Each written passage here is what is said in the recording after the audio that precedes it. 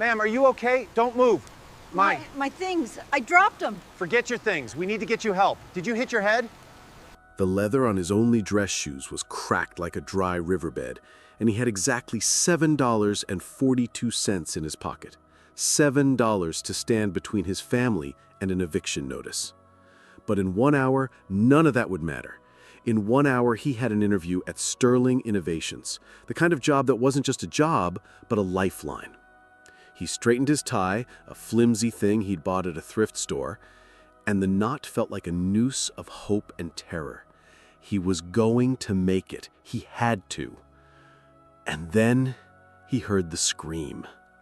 It wasn't a loud, dramatic cry. It was a thin, sharp sound, like a bird being clipped from the sky. It cut right through the city noise of honking cars and distant sirens.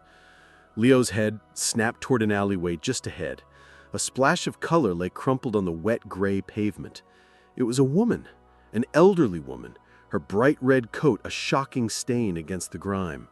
Her groceries, apples, a carton of milk, a loaf of bread, were scattered around her like fallen soldiers. Time stopped. His mind split into two warring voices. One was the voice of survival. Keep walking, Leo. You can't afford this. You have 38 minutes. The building is a 15-minute walk. Don't look back. This was the voice that knew his daughter, Lily, needed medicine he couldn't afford. It was the voice that remembered his wife's tired, hopeful smile this morning when she'd ironed his one good shirt. Losing this chance wasn't just failure. It was a betrayal of that hope. But the other voice was his father's. A man who always said, "Character is what you do when no one is watching." Leo took one step toward his interview. His shoe scraped the concrete, the sound of his ambition. Then he stopped. He saw the woman try to push herself up, her hand trembling violently before falling back to her side. A dark, ugly gash was blooming on her forehead, blood trickling down into her silver hair. And in that instant, the choice was made. His future could wait. A human being couldn't. He ran to her side, his heart hammering against his ribs, a frantic drumbeat of panic and resolve. Ma'am, are you okay? Don't move." Her eyes were glassy, clouded with confusion. They fluttered open and tried to focus on his face. My things," she whispered, her voice as fragile as a dry leaf. "I dropped them." "Forget your things," Leo said, his voice softer than he'd expected. He was already shrugging off his thin suit jacket and folding it gently under her head as a pillow. The damp chill of the pavement immediately seeped into his shirt. "We need to get you help. Did you hit your head?" She just blinked, a tear tracing a clean path through the dirt on her cheek. The sight of it ripped something open inside him. This wasn't just an inconvenience. This was serious. He pulled out his phone. The screen lit up. 1:23 p.m. His stomach clenched into a tight, painful knot. He had 27 minutes. He dialed 911. The operator's voice was calm, clinical. "An ambulance is on its way. Due to high call volume, there may be a delay." A delay? The word echoed in his head. How long was a delay? 5 minutes? 20? He looked at the woman's pale face, at the blood matting her hair, and knew he couldn't leave her, not for a second. Have you ever been caught between doing what's right and doing what you need to survive? It's a terrible, lonely place to be. Let me know in the comments if you've ever faced a choice like that, and please subscribe if you believe a single moment of kindness can change everything. Minutes stretched into an eternity. Each passing car sounded like his opportunity driving away. 1:30 p.m., 1:35 p.m. His phone buzzed, a calendar reminder, job interview at Sterling Innovations, 2 p.m. His thumb hovered over the notification, a wave of nausea washing over him. He could feel the job, the salary, the security, all turning the smoke and drifting away. He imagined walking into that sleek glass lobby an hour late, smelling of wet pavement and alley grime, trying to explain himself. They'd just see a failure, a man who couldn't manage his time. They wouldn't see the woman. They wouldn't see the blood. They'd just see a liability. The woman's hand found his. Her skin was paper thin, her grip surprisingly strong. "It's cold," she murmured. He squeezed her hand gently. "I know. They're coming. I promise." He was lying to her and to himself. The hope was draining out of him, replaced with a cold, heavy dread.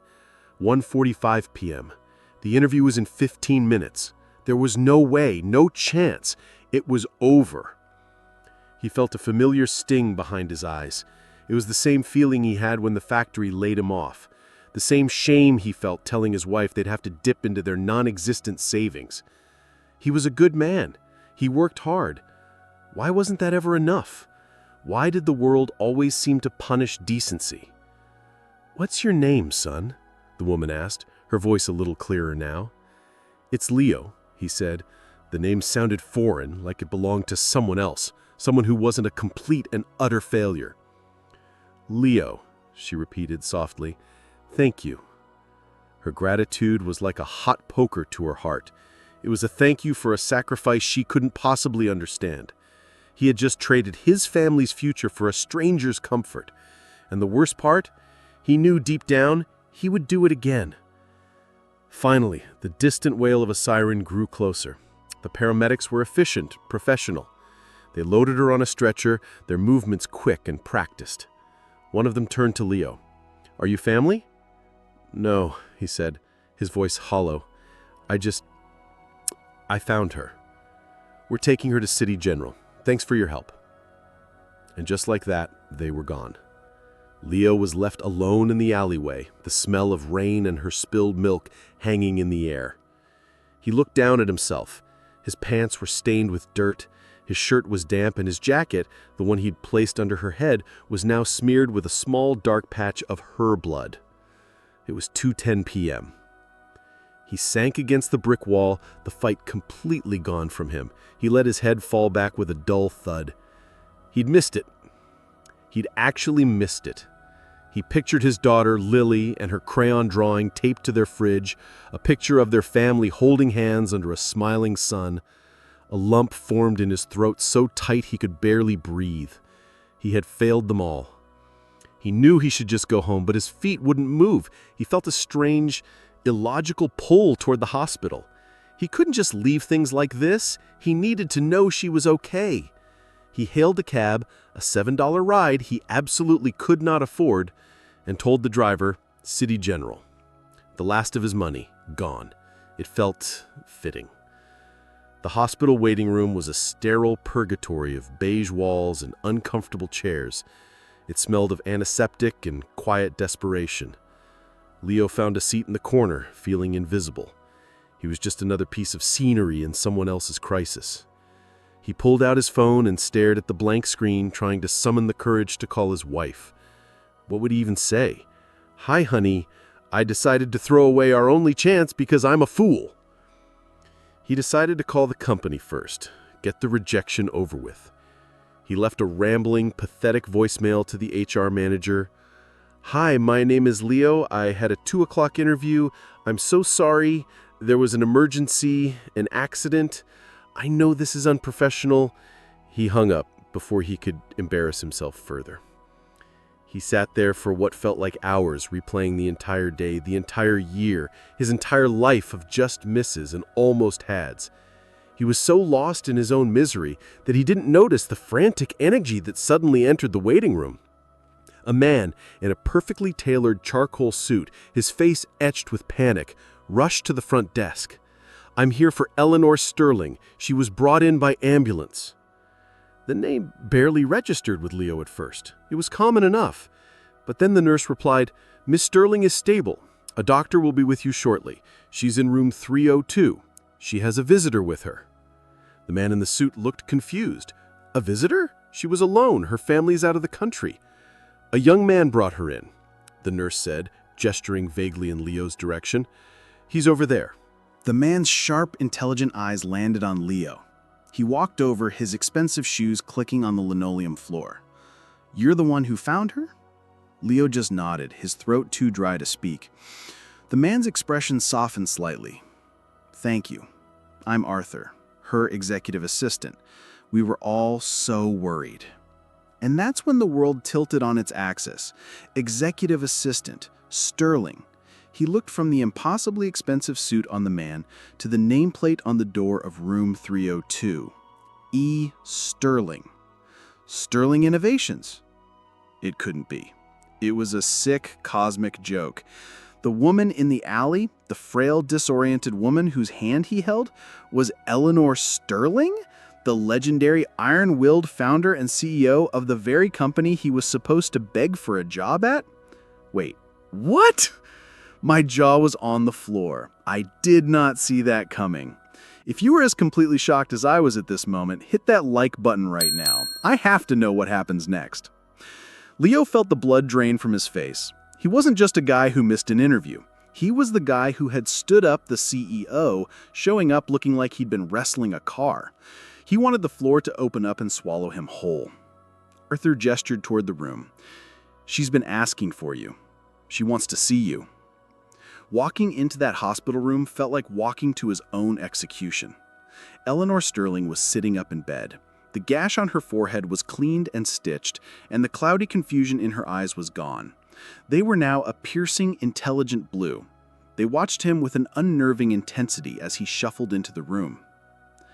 "Leo," she said. Her voice was no longer fragile. It was firm, commanding. The voice of a woman who built an empire from nothing. "Mrs. Sterling," he managed to choke out, I am so sorry. I had no idea." "Sorry for what?" she asked, a faint, curious smile playing on her lips. "For helping an old woman who took a spill on the pavement? Or for ruining your suit jacket?"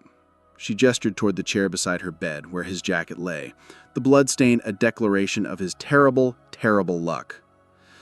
I missed my interview," he said, the words feeling stupid and small, "with your company."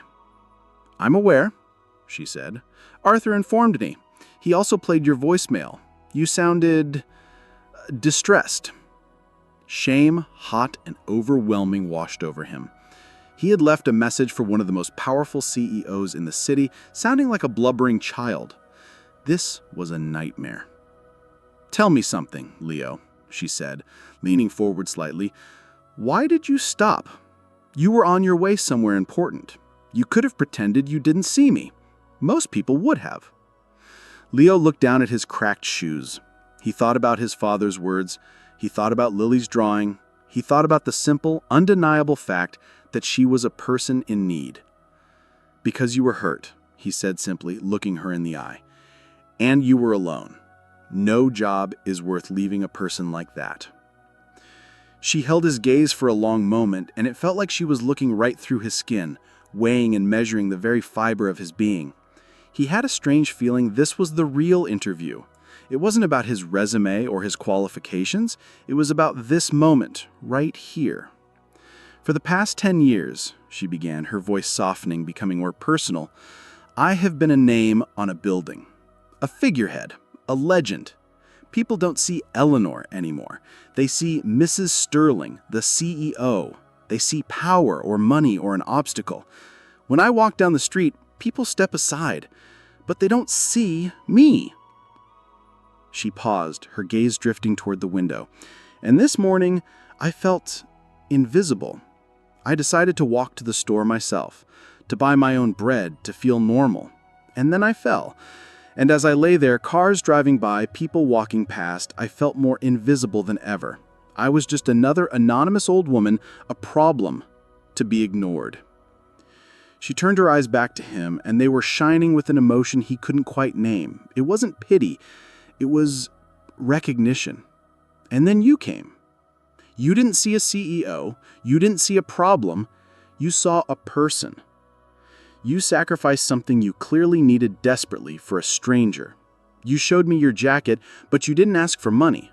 You stayed until you knew I was safe. Do you know how rare that is, Leo? He didn't know what to say. He just shook his head.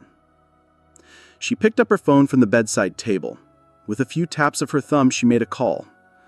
"Robert, it's Eleanor." "Yes, I'm fine. Just a little bump. Listen, I need you to cancel my 2 o'clock. I have found our new senior project manager for the Community Outreach Division. His name is Leo Martinez. I'm sending his details over now. I want him to start Monday. Leo's mind went blank. He couldn't process the words. Senior project manager? That was a position 3 tiers above the one he'd applied for. She continued, a sharp, business-like edge returning to her voice. And Robert, add a $5,000 signing bonus to his offer, effective immediately. I have a feeling the man could use a new suit.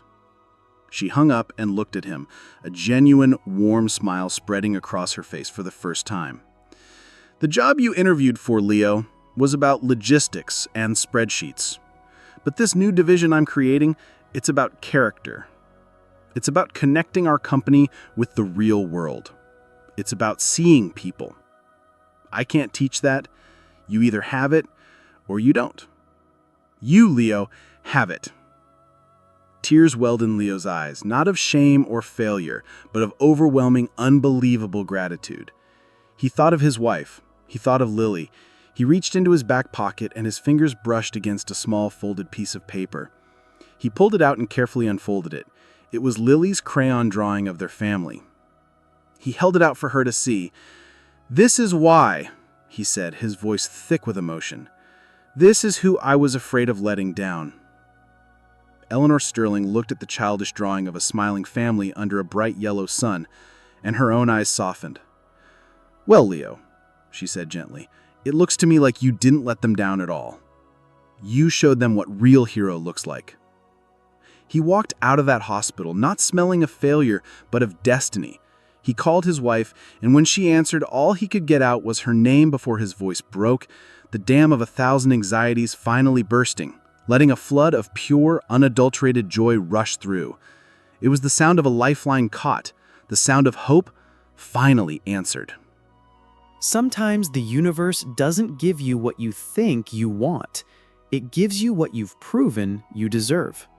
If this story touched your heart, please share it with someone who needs a little reminder that their character is their greatest asset. And don't forget to subscribe for more stories that show how the best parts of us are always worth the price.